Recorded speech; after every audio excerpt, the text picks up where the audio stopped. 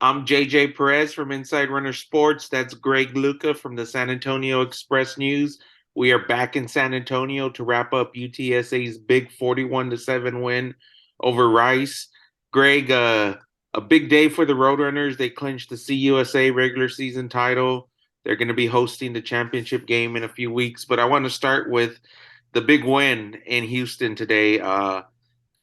The Roadrunners lead from start to finish and just another dominating effort in back-to-back weeks. Yeah, it's really impressive the way that they've been able to do this. And it was funny because just a few weeks ago, we were talking about how they only ever play close games. And Jeff Traylor was like, I don't think there's much more than a touchdown difference between any of us. And I think a lot of the betting lines and a lot of the statistics would say otherwise, but he certainly tried to downplay the extent to which the Roadrunners are going to be huge favorites in a lot of these games. And I think we've seen probably what a lot of people might have expected. This game against Rice, I think the line was like 13.5. And I think we were not necessarily surprised by the way it played out. I'm wondering exactly what it was that the odds makers might have seen in this one, because usually I feel like they're pretty on point with the way they size these things up. But in this game, UTSA just seemed like they had far more talent, and it wasn't that different from last year when they played Rice and they won 45-0. So Roadrunners seem to have this team's number, which is a pretty good sign. If you look ahead to next year and the next few years, they're the only team that they're going to play every year in the conference season. So that's going to be pretty handy if they can keep up this level of success that they've had against Rice. But I think the biggest thing between the lines that stood out today was Frank Harris, and that's the case most weeks, but especially today with the running.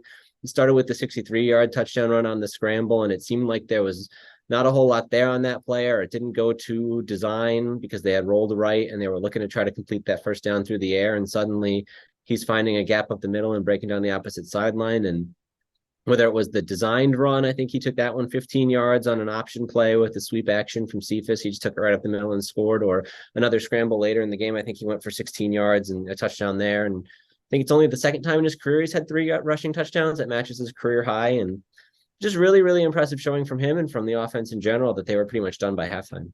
Yeah, big rushing performance, a season high in rushing yards. A lot of that came from Frank. The offensive line continued to play well. Strong game from the defense today, Greg. The Roadrunners forced 2 early turnovers to kind of get the ball rolling for the offense. Again, kind of the same thing that happened last week. Yeah, the turnover part I think is the most interesting. We talked about a lot this season. I think through the first 9 games, they had 8 takeaways, and now in the last 2 weeks, they have 8 takeaways. So it's been a real uptick there. And I think a lot of it, and a reason I don't want to overreact to the defensive performance too much, is this is the second week in a row that they're up against a team with quarterback issues. Last week it was Louisiana Tech's backup, and I think that changed a lot of what they wanted to do. And certainly today, we saw with Rice how quickly they got through. TJ McMahon already wasn't available, and it worked out all right, I guess, for them because Wiley Green was coming back. And then when he got knocked out, it didn't feel like they had another reliable pass first quarterback that they could turn to. So we saw them try some wildcat stuff or to try to get pretty fancy with a lot of these different trick plays. But in terms of needing to make up ground and come back in the game, they didn't have much of a hope there. So I don't want to overreact to this from the defensive perspective. I don't know how much it changes what my expectations will be for that group when they go up against a North Texas or a Western Kentucky in a championship game situation. So I don't want to go too over the top with that, but certainly they couldn't have done much better, no matter how handicapped the opponents might have been. Want to talk about the elements. It was a very cold and rainy day, just not great, you know, for No, that's for correct. football. And I mean, UTSA kind of that wasn't a factor for them at all. I think Frank Harris' fumble maybe was due to the ball being wet. But other than that, I mean, it was just we saw in pregame they came out in t-shirts and shorts, and at one point Day Taylor took his shirt off and tried to hype up the guys. And um, Yeah. I think that was considering what happened last year at North Texas. That seemed to be a talking point this week for the guys. Well, 100% it was a talking point with us in the media, for sure. I mean, it's hard not to draw the parallels of they were riding a win streak into that game, just like they were into this one. They were undefeated in conference this season, undefeated overall last season, and up against a team that needed to win for bowl eligibility in both scenarios. In both scenarios, a team that usually plays in a dome, the Roadrunners, and going into these environments where it's going to be rainy and it's going to be a little bit cold and maybe even some wind thrown into the mix as well. And how are they going to respond to that? Especially because we saw last year, that they really didn't respond to that. It was probably the worst game of Jeff Traylor's tenure so far, and it's probably not even close. I don't know what else you would point to that could even be in the running for that title. So to see that they handled it so much differently at this time, and it seemed like, anytime there's a scenario like this, part of the narrative, and we asked about this week, is going to be about this like toughness idea of just, we're going to go out there and we're going to wear our normal jerseys and we're not going to have anything special and we're just going to be tougher than the other guys. And it was very funny to ask Coach Traylor about that this week. And I was expecting some kind of generic non-answer, but he had a very specific story of when he was a high school coach at Gilmer. And I think he said it was 2007, the team they went up against for the state title had all these, warm jackets and heaters and whatnot. And Gilmer thought they were going to be the tough old school guys, and they just got run out of there by a team that was much more comfortable on the field. And so we saw today that they took a lot of different precautions to try to make life a little more comfortable when they could. They had tents set up on the sideline, both teams did, and there were heaters out there for them. And they said they had hot chocolate and chicken broth available on the sideline for the guys in between series, which seems a bit excessive, but if that's what it takes to get you feeling comfortable and at home to be able to go out there for a few plays and dominate and then come back on the sideline, then certainly like the results speak for themselves and the value that had in this game. So to see that they've developed a way to work around that and to thrive within those elements was really impressive. And I do think that, I don't know how much individually Dadrian Taylor's, display before the game did for them, but the mindset that signified of the willingness to not be deterred by this and to understand the extent to which it got to them last year and how this was going to be different. I mean, I think it was really, really critical the way they handled that from the mental side. Greg, with the win, UTSA qualifies for the Conference USA Championship. They're going to host it. The team was given a trophy today on the sidelines, the regular season championship. What did you think about that? It was so funny. We were in the box before the game. I'm already thinking about what I'm going to write or how it's going to play out. And we realized it was the first time we kind of had to contend with the idea of a regular season championship, because usually there's two divisions. And so even if you were to crown something like that, you wouldn't. It just doesn't come up. And this year, having that there's only one division, it's feasible that you could have a regular season championship. And I didn't expect that they would have, it's like very similar to the trophy from last year, right? Like that's what the trophy looks like. So I guess even if they lose in the championship game, they'll have that one. I don't know if they plan to put up a banner if it's a regular season Conference USA title. These are all questions that they probably hope they don't have to answer. You just win the title game and you sweep it and you call it a day. Are they going to get 2 trophies if they do that? I don't know. These are the questions that are pretty trivial, but it's a little bit of a curiosity for me. So no, I didn't expect it to be as much of a celebration as it was, but to their point, I think they deserved that in a lot of ways. This season, I like to, Jeff always makes fun of me for the metrics, but coming into this week, they were number 44 in the nation in S&P Plus, if I remember that right. And it was higher than they were at any point last season. And, Coach Traylor talks about this all the time and reiterated it again today. I don't think that this year's team has any business being as good as last year's team, just from a talent perspective. I mean, obviously you have Spencer Burford on the offensive line, but then you can go up and down, and Sincere McCormick on the offensive side and all that he did for this program. But then the defensive side, you can go across the board. I mean, from Tariq Woolen and all that he's doing at the NFL level, to the pass rushing of Clarence Hicks and Charles Wiley, to Jalen Haynes in the middle, and even Antonio Parks at safety, all the different guys that they lost. And it feels like a lot of the same contributors from last year, just minus all of these pieces that were so critical. And somehow this team has even taken another step forward. And a lot of that, I think, can just come down to Frank Harris. Quarterback's the most important guy on the field, and I think he's better than he's ever been. But generally, to overcome not just the loss of talent, but then all the rash of injuries they were hit with this season. You can run down the list again: preseason conference player of the year, Rashad Wisdom; Brandon Matterson, probably the best defensive lineman. At offensive tackle, you lost Mekhi Hart, all conference right tackle. You lost Demetrius Allen at left tackle, and then you lose Ja'Corian Clark, probably maybe your most NFL, highest talent level from that perspective guy this year would be the most likely to get drafted highest out of everybody on the roster. And to lose all of that and still have your 2 best games of the year, the back-to-back weeks, is incredible. And so I think that Jeff Traylor's comment about wanting to stop and smell the roses at times, especially on a time like today, is really relevant. And I think that they deserve that.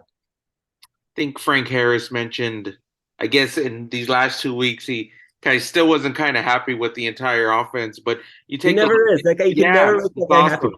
And but you take a look at the way the season has gone, the ebb and flow of it. UTSA's won 9 games this season. They're undefeated in conference, and this is their 8th win in a row. And I'll ask kind of the big question that's looming. Do the Roadrunners deserve to be ranked? I mean, they have an outside shot at becoming, the highest ranked group of five team if they do end up being ranked. If things fall their way, I don't know that it will happen, but it's an opportunity there, another shot at another historic, milestone for the program.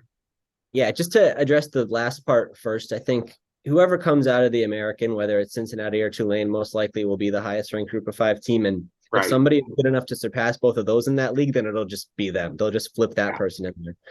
I think too much would have to happen for UTSA to get that spot. And that's not even to mention Coastal Carolina, who would need to trip up somewhere along the way to probably fall behind UTSA in the pecking order. So, being in the conversation at all is a huge accomplishment, and they certainly deserve to be in that conversation. I just think it's an uphill battle to actually get there. In terms of the top 25, that's always a narrative deal. I mean, I imagine they will be, mostly because they were so close last week, and I haven't run down all the schedules, but it seems like at least a couple people lost. They probably have an opportunity to move up just from that perspective of process of elimination there. But I defer to the S&P Plus and all the advanced metrics. If it says they're 44, then that's kind of where I think they are. But if last year they were in the 50s and they were ranked in the top 25, that's not the be all end all of these things. And narratively, they're probably playing as well as anybody right now, just to have these back-to-back wins by such lopsided margins, even against lesser competition. So I think it's fair to say that they probably do deserve it as much as they ever have, if not more. So I would be pretty inclined to give them that opportunity if the rest of the nation kind of allows it, if the spots are available in front of them. Because if those teams keep winning, I don't think they're going to leapfrog people, but it's just going to be they'll move up as people move down. Right. So keep an eye on the AP and the coaches poll. I think the coaches poll has had more votes these last few weeks at Well, UTSA. and it'll be, I think the one that matters the most, and maybe it's just because this is how we look at it from our newspaper style perspective, but we always prioritize the college football playoff rankings. And I think Yeah. this time of year that takes precedence. And we saw last year, whether it's something with their methodology or the metrics that they like to use, they were a little bit slower to come around on UTSA, even when they were, close to the top 15 in the AP or ranked, rising up to that range in the coaches poll. They might have still been unranked or on the fringe in the CFP. So that'll be one to keep an eye on Tuesday, because that tells you a lot about that group of five berth and where it's going. But typically, just drawing from last year, it seems like they've been slower to catch on to some of these UTSA type team from a lower conference who hasn't faced the same level of competition. So we'll see how they shake up in those rankings this time too. UTSA will close the regular season schedule next week at the Alamo Dome against UTEP. No Roadrunner team has ever gone undefeated in conference play. Greg, I mean, something drastic would have to happen for that not to happen, right? At this point.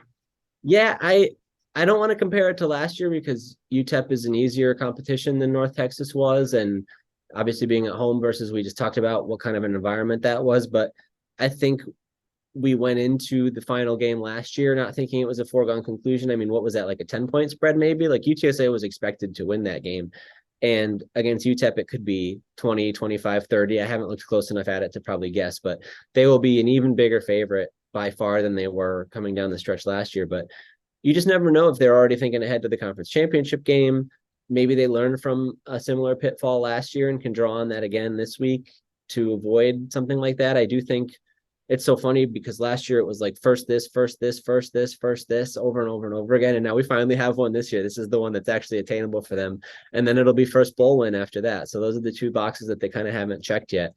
So it does seem likely that they're headed for the undefeated conference regular season. And again, like I don't want to run down the same thing I just did a few minutes ago, but it's like with all they've gone through this year, what an accomplishment that is for them. Yeah, awesome. Awesome season so far. Let's look ahead to the conference championship. We were just talking about the standings there, and UTSA's locked up the number one spot, but it seems like it's a three-way battle between FAU, WKU, and North Texas, with North Texas currently on top. The Mean Green were idle this week, so we're gonna have to wait and find out what happens next week. And I think it looks like it's going to be North Texas, but it could be Western Kentucky. Well, yeah, you were the one who told me that Florida Atlantic's actually not in Right. the Yeah. Yeah. really hard path. Based So on the tiebreakers and because North Texas has beat both of those teams. So from that perspective, it's a two-team race, and it looks like the only path where it's not North Texas is if North Texas loses to Rice and Western Kentucky beats Florida Atlantic. And I'd agree.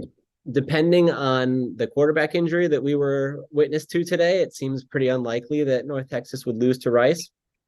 Do you know where that game is? Denton, America. Yeah. Okay, so yeah, they even have home field there. So there's every reason that they should be able to take care of Rice and move on to the championship game, which maybe it's a little scary for some of the Roadrunner fans out there, but I think objectively that's the matchup that everybody probably wants to see. Although, man, going up against Western Kentucky would probably be yet another thriller. Those guys have not disappointed much in the last couple of years, so I think either outcome is a pretty exciting outcome. And but the Heat with the North Texas game would probably be a little Yeah. bit more juicy Huge. if we had Yeah. to pick one. So I'm already looking forward to that. I think that seems like what we're setting up for. North Texas Hate Week Part 2 for the championship, huh? Did we hit on everything today, Greg? The Jeff Traylor dash to the end zone was pretty hilarious. At the end of the game, he tried to avoid the ice bath, and then he showed us his shoe protection there. That was pretty hilarious. I was gonna say I didn't expect that I'd ever get to see Jeff Traylor's socks in a post game presser, but here we are. There's just uncharted territory week after week with these guys. So yeah, I think you hit on all the high points. That it was the elements, it was what the win meant in the bigger picture, and we talked about even their kind of dominance over Rice. I think they had lost. What was it? The first three times they played him, and now they've won seven in a row, and dominant last year and dominant this year, and how that bodes for the future. So I think we kind of hit all the high points there. We talked about the turnovers. We talked about the running game. I do think that the running game, it bears reiterating, early in the season with all the injuries that they had on the offensive line, it was every game. I think it was 8 straight, maybe 7 straight that they had more passing yards than rushing. And it was more than 2 to 1 when you total it up. I think they had like about 1,000 rushing and 2,400 passing, maybe when I looked at it. And last 4 weeks, three of them, they've had more rushing yards than passing yards, and they've gone over 200. I think 3 or 4 games in a row now, and it's just kind of completely flipped back to probably something more like what they want the offense to ideally look like, because they have the offensive line pieces to make it work, and because Kavorian Barnes has come on and sort of given them another option. And it probably factors in a little bit that JT is injured, and that takes away one less weapon in the passing game, and so by necessity they've found a little bit more balance. And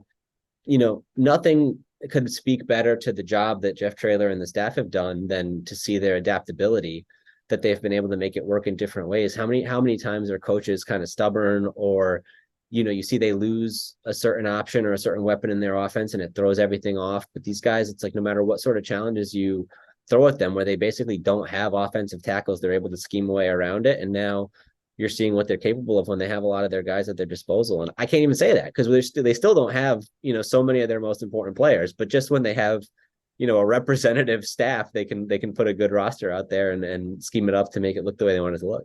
One last thing I want to touch on before we go here. I think Jeff Traylor's UTSA's record with Jeff Traylor the last 2 years is 21-4.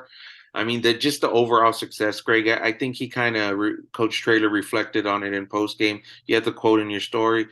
It's called like a dream come true or something. He'd never imagined this type of success. Yeah, it's really funny because somebody mentioned the road record after the game, that they're like 5-1 on the road this season. And I was like, oh, I guess that's really good, huh? And then I was like, well, they win every game, like it doesn't matter. Home games, they win them all. Road games, they win them all. So it's like that. I really do think, and this is going to be the whole offseason and going into next year, we can talk about it, but I think people are getting spoiled pretty quickly with the amount of success that they're having around here. And I don't think it should be taken for granted. And if you post that on Twitter, I guess people yell at you and they tell you, no, this is just the way it is now. But I think you're on the right track with that, where you guys can't set yourself up to be disappointed if they go 7-5 or 6-6 or whatever the next few years, because what they've done the last two is just so unlikely, and not to mention how much harder it's going to be in the new league. So I do hope that people take the opportunity to enjoy this time while it's here, especially Frank Harris. I mean, it's like the most basic thing I could ever say is that the quarterback is the most important player, but I think you're going to realize it when he's not here anymore, that just how special he is and the amount that he lifts the program, not single-handedly. There's a lot of people that go into it, but just how much of a difference it has to have an athlete of his caliber who can just knows how to win football games, as cliche as that is, in his position. I think that goes a long way, and people should enjoy the seasons that they're having right now and what Frank brings to the program. And we'll see if he's back next year to help him try to do it again. But it's going to be an uphill battle. I won't be surprised if they do it, because they've surprised me every step of the way. But generally, just appreciate what you got, I guess, would be my big takeaway there. Yep, I'd say live in the moment for sure. It feels like these are the glory days. It could be just the beginning, but You never know what happens in the future. You don't want to tell yourself it's just the beginning and then look back and feel like you didn't appreciate it enough. Exactly. Let yourself be surprised every step Yep. of the way. Enjoy these wins. So they're not easy. Greg, I think that'll wrap it up this week. The Roadrunners go for the undefeated Conference USA record next week at the Alamo Dome. We'll catch up then. Till then, JJ Perez, Inside Runner Sports, Greg Lucas, San Antonio Express News. Thanks for watching.